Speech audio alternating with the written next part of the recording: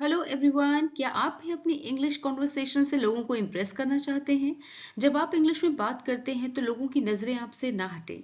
तो वीडियो को लास्ट तक जरूर देखें कि कैसे अपनी इंग्लिश कॉन्वर्सेशन को सुपर डुपर इम्प्रेसिव बनाएं। Welcome back to English communication guru. तो आज के वीडियो में आपके लिए हैं कुछ ऐसे इडियम्स जिनका यूज करके आप अपनी डेली कॉन्वर्सेशन को इम्प्रेसिव बना सकते हैं। तो आज का हमारा पहला इडियम है think out of the box, which means to think creatively or unconventionally, रचनात्मक या अपरंपरागत ढंग से सोचना। Now let's see the example. To solve this problem, we need to think out of the box and consider new solutions. इस समस्या को हल करने के लिए हमें लीक से हटकर सोचने और नए समाधानों पर विचार करने की आवश्यकता है। Next idiom, on cloud nine, which means to be extremely happy or euphoric. अत्यधिक प्रसन्न होना, सातवें आसमान पर होना। हिंदी में से कहते हैं सातवें आसमान पर होना, लेकिन इंग्लिश में ये क्लाउड नाइन है। चलिए एग्जाम्पल देखते हैं। Winning the championship put him on cloud nine for weeks. Championship जीतने से वह कई हफ्तों के लिए सातवें आसमान पर पहुंच गया। नेक्स्ट इडियम है अप इन द एयर, जिसका मीनिंग है अनसर्टेन और अनडिसाइडेड, अनिश्चित। एग्जाम्पल देखते हैं। The plans for the weekend are still up in the air, we haven't decided where to go yet. Weekend की योजनाएं अभी भी हवा में हैं, हमने अभी तक तय नहीं किया है कि कहाँ जाना है। यानी जब आपका कुछ भी काम ऐसा हो जो अनिश्चित है, जो आपने अभी आप श्योर नहीं है कि वो काम कब होगा, कैसे होगा, तब हम कह सकते हैं that is up in the air. Next idiom है off the beaten track, which means something which is unusual, unfamiliar or original, कुछ असामान्य या कुछ अलग हटकर। Let's see the example. The village is sufficiently off the beaten track to attract the tourists. पर्यटकों को आकर्षित करने के लिए यह गांव पारंपरिक रास्तों से काफी अलग है।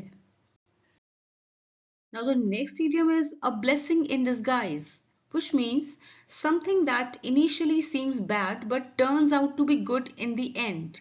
कुछ ऐसा जो शुरू में बुरा लगता है लेकिन अंत में अच्छा साबित होता है। For example, losing my job was a blessing in disguise because it pushed me to pursue my passion for singing. मेरी नौकरी खोना एक छिपा हुआ आशीर्वाद था क्योंकि इसने मुझे गाने के प्रति मेरे जुनून को आगे बढ़ाने के लिए प्रेरित किया। Next idiom is for good, which means permanently, forever. स्थायी रूप से, हमेशा के लिए। एग्जाम्पल देखते हैं। After years of traveling, I have decided to settle down in this town for good. वर्षों की यात्रा के बाद मैंने हमेशा के लिए इस शहर में बसने का फैसला लिया है। Next idiom is all ears, which means to listen to someone eagerly and attentively. किसी की बात उत्सुकता और ध्यान से सुनना। Let's see the example. When my friend started telling me about her trip, I was all ears because I love hearing about travel experiences. जब मेरे दोस्त ने मुझे अपनी यात्रा के बारे में बताना शुरू किया तो मैं एकदम चुप हो गया क्योंकि मुझे यात्रा के अनुभवों के बारे में सुनना अच्छा लगता है। Next idiom is in full swing, which means at the highest level of activity or operation. किसी भी गतिविधि या कार्य के उच्चतम स्तर पे, यानी कि जोर शोर पर। अब एग्जाम्पल देखते हैं। The preparations for the wedding are in full swing. Everyone is busy decorating and arranging. शादी की तैयारियां जोरों पर हैं, हर कोई सजावट और व्यवस्था में व्यस्त है। Next idiom is keep something at bay, which means to keep something away और prevent it from happening, यानी किसी चीज को दूर रखना या घटित होने से रोकना। Let's see the example. Regular exercise helps keep stress at bay and improves overall health.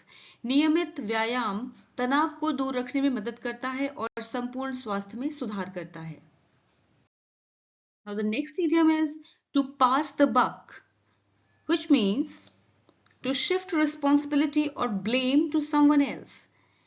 जिम्मेदारी या दोष किसी और पर डालना। एग्जाम्पल देखते हैं।